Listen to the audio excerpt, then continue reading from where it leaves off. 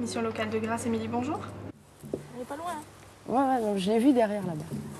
Stéphane, bonjour. À Grasse, Vanessa Martinez est conseillère à la mission locale, une structure qui accueille les jeunes de 16 à 25 ans qui ne sont pas encore pris en charge par les assistantes sociales et les services sociaux classiques. Vanessa s'occupe plus particulièrement du pôle social. Et après, il faudra qu'on fasse le dossier de CMU aussi.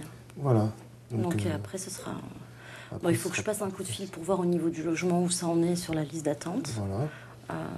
J'ai fait de la psychologie, mais j'ai fait de la psychologie sociale, donc ce qui aboutissait à de la DRH, mais ce qui m'intéressait moins.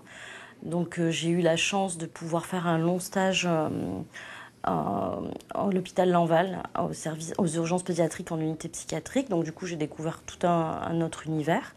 Et j'étais intéressée je voulais voir un petit peu le milieu carcéral. Donc ici, en fait, ils recrutaient un référent justice. Et je me suis présentée donc en tant que référent justice. Donc j'intervenais en maison d'arrêt et plus ici sur le pôle social. On accueille un public de 16 à 25 ans qui est déscolarisé. Donc on s'occupe avec eux de 3 grands axes principalement. Donc tout ce qui est emploi, donc ça englobe l'emploi classique, mais aussi tout ce qui est apprentissage. On s'occupe de tout ce qui est formation également. Avec aussi, on peut faire de la remise à niveau, définir des projets professionnels. Et ensuite, on a une partie aussi sociale, donc qui englobe des grands axes comme le logement, la santé, mais des choses très très simples aux choses beaucoup plus complexes.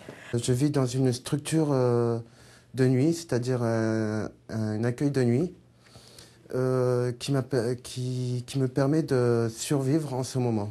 Alors, ça peut être de la personne qui est à la rue, donc qui dort dehors, où vraiment là il y a un côté immédiat à faire. Ensuite, il y a des gens qu'il faut aussi beaucoup orienter sur tout ce qui est handicap.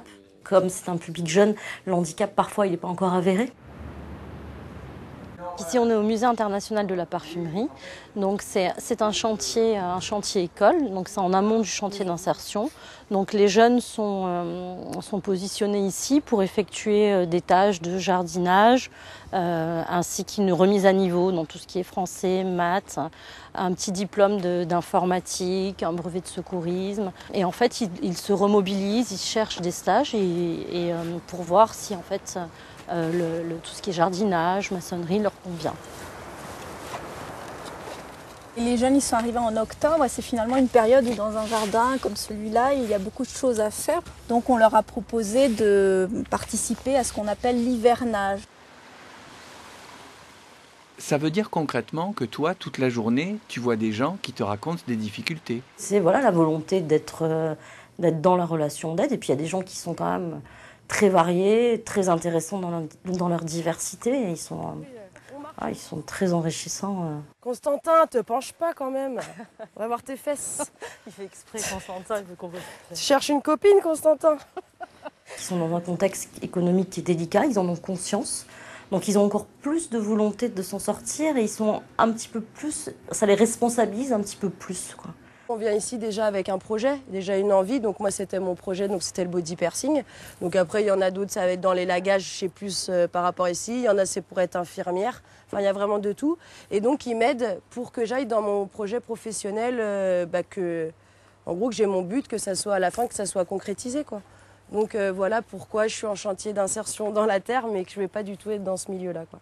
C'est un tremplin pour qu'ils se stabilisent, qu'ils aient un petit peu une rémunération. Donc petit à petit, se remettre, se relever régulièrement. Après, ceux qui viennent, c'est qu'ils veulent pareil, c'est qu'ils demandent une aide, sinon ils ne viendraient pas. Et, par contre, il y en a qui sont effectivement défaitistes, mais ça, ils ne viennent pas taper à la porte de mon bureau. Donc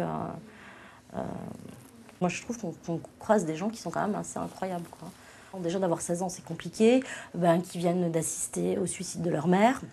Donc ils rentrent chez eux, donc il faut faire avec. Ils donnent chacun de manière très étonnante, mais ils donnent aussi beaucoup. Hein. Toi, tu t'occupes jusqu'à ce qu'ils aient 25 ans, donc ça veut dire après, tu les vois plus? Ça dépend. Non, je suis censée après plus les voir, mais après, il y a des liens parfois qui sont tissés, et il y en a qui viennent parce qu'ils ont besoin d'un coup de main, et dans ces cas-là, oui, pourquoi pas. Si le parcours de Vanessa vous intéresse, rendez-vous sur le site de France 3 pour les détails et les coordonnées.